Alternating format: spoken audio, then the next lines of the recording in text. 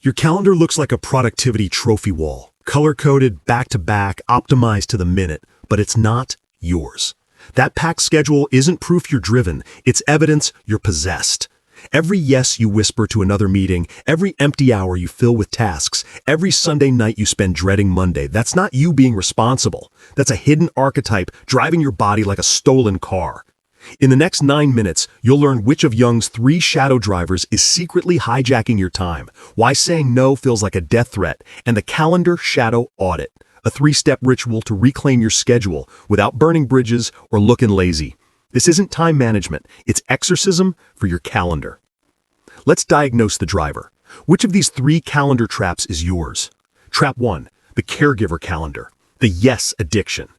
You say yes to the 4:30 p.m. quick sync because your coworker needs help. You squeeze in a coffee chat during your lunch break because a friend is going through something.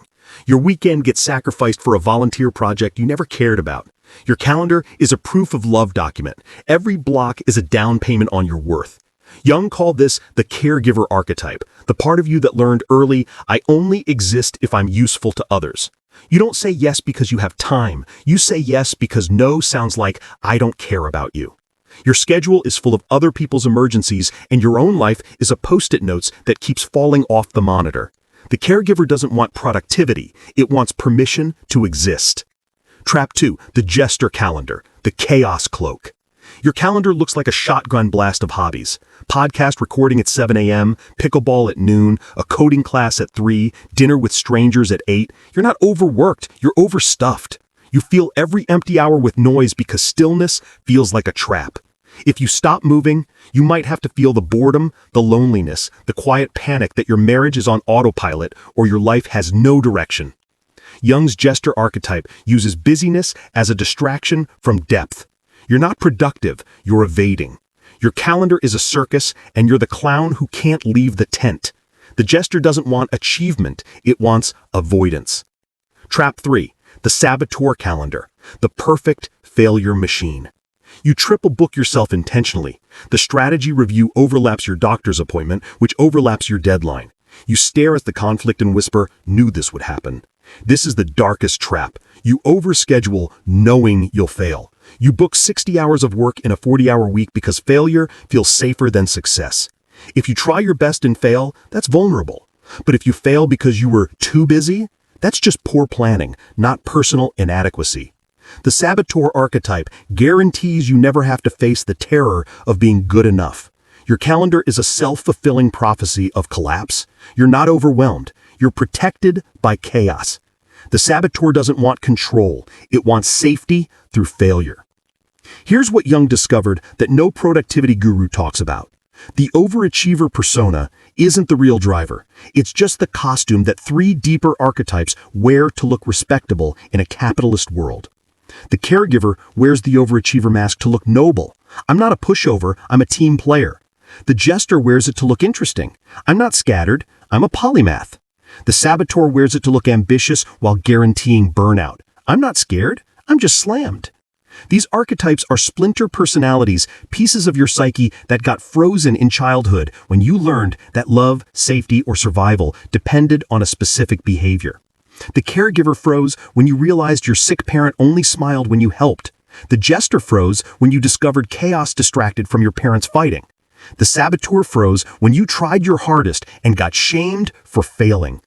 Now, there are autonomous apps running in your background, draining your battery. You think you're choosing your schedule. They are. You're just the exhausted body hitting accept.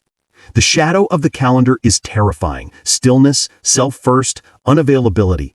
You were taught these are selfish, lazy, dangerous. They're not. They're self-preservation, and when you deny them, they leak out as calendar rage, screaming at a meeting that could have been an email. Ghosting guilt, flaking last minute because your body forcibly shuts down. Sunday night dread that feels like a heart attack. Jung warned, until you see the driver, you'll call it fate. Your fate is a calendar full of other people's priorities, chaos you created, and failure you orchestrated. Let's meet the driver and take the wheel back. Study 1. Columbia Business School 2022, The Decision Debt Bubble. Researchers track 1,200 professionals, those who made 50-plus micro-decisions daily, saying yes or no to meetings, tasks, invites, showed decision quality dropping 40% by 3 p.m. But here's the Jungian kicker. Participants with high identity fusion, who saw their calendar as who I am, showed no recovery overnight. Their brains didn't reset. Your calendar isn't just tiring you, it's becoming your identity. Every yes is a brick in a wall you're now trapped behind. The caregiver doesn't just fill time, it builds a cage and calls it love. Study 2, University of Texas 2023, the Saboteur's Cortisol Loop. Neuroscientists studied high achievers who intentionally overbooked themselves, a pattern they called productive self-sabotage. These subjects had 2.8 times higher cortisol spikes before the week even began, anticipating the chaos they created. Your body isn't stressed by the week, it's stressed by the part of you that built the week. The saboteur doesn't just protect you from failure, it poisons your Sundays with dread that's really just fear of your own potential. Bonus, Harvard Medical 2023 found that calendar checking, glancing at your schedule 20-plus times daily, activates the same brain region as social media addiction. Your schedule is a dopamine loop of control and dread. You're not managing time, you're mainlining it. The Jester doesn't just crave chaos, it's hooked on the hit of a new block, a new distraction, a new proof you exist. Here's the truth that breaks the cycle. The overachiever persona is a Trojan horse. It wields the real driver past your conscious mind, straight into your daily routine. You diagnose yourself as busy and driven. Wrong. You're possessed by an archetype that learned time is either a guilt payment, a distraction, or a shield. The caregiver says, say yes, or you're a bad person. The Jester says, fill the void, or you'll feel the void. The Saboteur says, overload it so you can't possibly win. Success isn't a full calendar. It's a conscious one. You don't need to kill the overachiever. You need to unmask the driver. When you see the caregiver, you can say, I'm not saying no to you. I'm saying yes to me. When you see the Jester, you can ask, what am I running from? When you see the Saboteur, you can confess, I'm scared of being enough. The liberation isn't more productivity. It's integration. Letting the overachiever share the wheel with the parts of you that want rest, stillness, and the terrifying freedom of an empty Tuesday. Step 1. The Yes Postmortem. Tonight. Open this week's calendar. For every single item, ask, did I say yes to this out of guilt, fear, or distraction? Guilt equals caregiver. You wanted to say no but felt bad. Fear equals saboteur. You knew it would overload you but booked it anyway. Distraction equals Jester. You filled empty space to avoid feeling. Highlight each in a color. By the end, you'll have a psychological heat map of who's driving. The color that dominates? That's your possessor. This isn't time tracking, it's driver identification. Step 2. The 24-hour unavailability test. Tomorrow, block one 4-hour chunk labeled Meeting with Myself. No doctor-style justification, no deep work label, just unavailable. The caregiver will panic, you're abandoning people. The Jester will itch, you'll be bored. The Saboteur will whisper, you'll fail later anyway. Let them scream.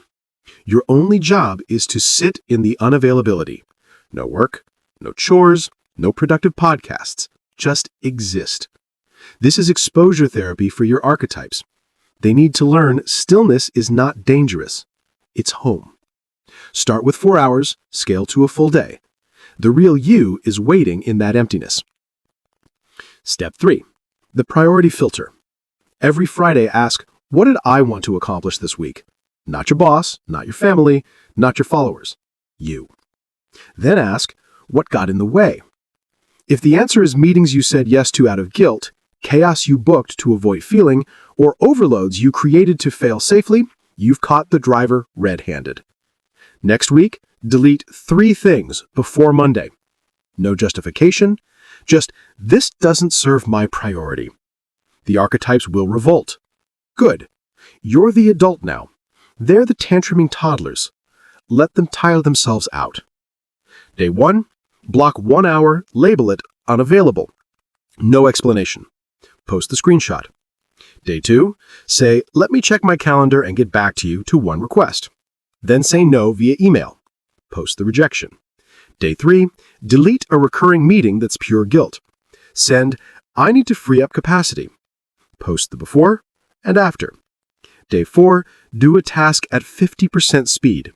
Let it be imperfect. Feel the saboteur squirm. Post your good enough work. Day 5, do nothing for 2 hours. No phone, no plan. Let the Jester starve. Post your empty calendar block. Post with hashtag CalendarUnmask. I'll repost the bravest. We're retraining your nervous system. Unavailability is not abandonment. Stillness is not death. Failure is not safety. Comment Caregiver if you say yes out of guilt. Comment Jester if you fill time to avoid feeling. Comment Saboteur if you overload to avoid winning.